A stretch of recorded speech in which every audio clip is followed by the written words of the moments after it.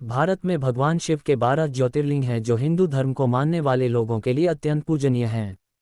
इन्हीं 12 ज्योतिर्लिंगों में रामेश्वरम ज्योतिर्लिंग भी शामिल है। ये 11वां ज्योतिर्लिंग है जो रामेश्वरम में स्थित है। इस ज्योतिर्लिंग को रामलिंगेश्वरम ज्योतिर्लिंग भी कहा जाता है जो अपने शिल्पकला कृतियों के लिए दुनिया भर में प्रसिद्ध है। रामेश्वरम ज्योतिर्लिंग शिव के द्वादश ज्योतिर्लिंग के अलावा बद्रीनाथ, द्वारकाधीश और जगन्नाथपुरी धाम के बाद चौथे प्रमुख धाम रामेश्वरम धाम के नाम से भी जाना जाता है।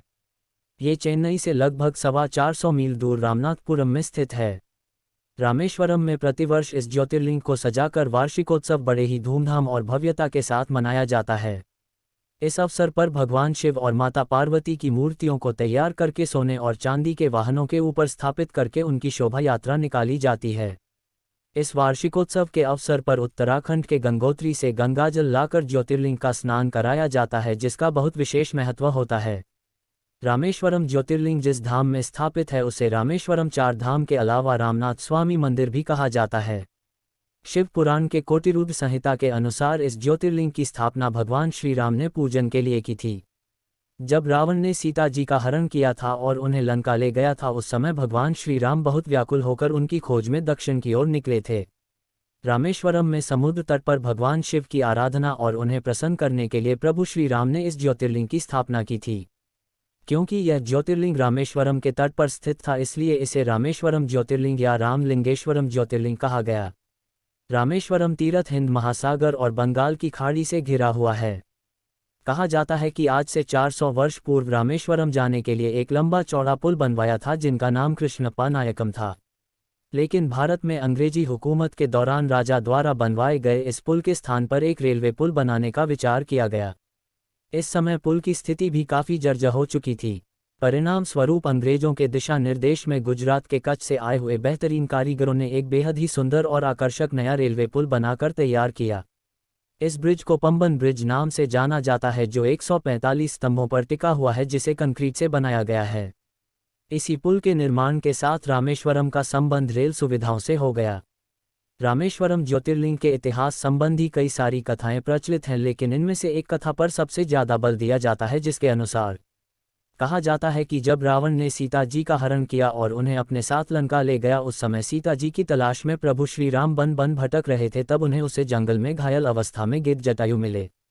जब भगवान श्री राम ने जटायु से सीता माता के बारे में पूछा तो जटायु ने बताया कि रावण नाम के राक्षस ने सीता माता को हर लिया है और उन्हें दक्षिण की ओर लंका नगरी में ले गया है। गिद्धराज जटायु का ये संदेश पाकर प्रभु श्री राम अपने सेनापति हनुमान, अपने छोटे भाई लक्ष्मण और अपनी पूरी वानर सेना के साथ सीता माता की खोज के लिए दक्षिण की ओर निकल गए। जब वह भारत के दक्षिणी छोर पर पहुंचे तो उन्होंने रामेश्वरम के तट पर देखा कि भारत और लंका के बीच एक अथाह समुद्र है, जिसे लांघकर उस पार जाना अत्यंत कठिन है। भगवान श्री राम प्रत्येक दिन भगवान शिव की पूजा आराधना करते थे और तब उसके बाद ही वे अन्न और जल ग्रहण करते थे, लेकिन उस दिन वह भगवान शिव की आराधना करना भूल गए। अचानक से उन्हें प्यास लगी और वह पानी पीने के लिए समुद्र तट पर गए। तब वहीं अचानक उन्हें भगवान शिव की याद आई। तभी उन्होंने भगवान शिव की आराधना करने के लिए रामेश्वरम के इसी तट पर भगवान शिव के पार्थिव लिंग की स्थापना की और उनकी आराधना करने लगे। भगवान शिव राम जी की आराधना और तपस्या में उनकी निष्ठा को देखकर और प्रसन्न हुए और प्रकट होकर कहा कि बोलो राम, क्या वर चाहिए। प्रभु श्री राम ने भगवान शिव से कहा कि वह भविष्य में जो युद्ध लड़ने जा रहे हैं उसमें उनकी जीत सुनिश्चित हो तथा लोक कल्याण के लिए भगवान राज्य से इसी तट पर विराजमान हो। तभी से सभी सत्य सनातन को मानने वाले यह मानते हैं कि रामेश्वरम ज्योतिर्लिंग में भगवान शिव वास करते हैं। इसीलिए प्रत्येक वर्ष लाखों श्रद्धालु यहाँ पर दूर दूर से इनकी पूजा आराधना करने के लिए आते हैं। आइए अब आपको रामेश्वरम धाम से जुड़े हुए कुछ रोचक तथ्यों के बारे में बताते हैं। 1. रामेश्वरम मंदिर 1000 फुट लंबा तथा चौड़ाई में 650 फुट चौड़ा है। 2. रामेश्वरम मंदिर के निर्माण के समय इसके निर्माण में लगे पत्थरों को नाव के जरिए श्रीलंका से लाया गया था।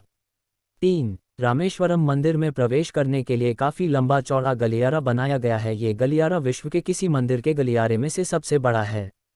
ये गलियारा 1212 स्तंभों पर टिका हुआ है, जिन पर बहुत सुंदर कलाकृतियाँ बनी हुई हैं।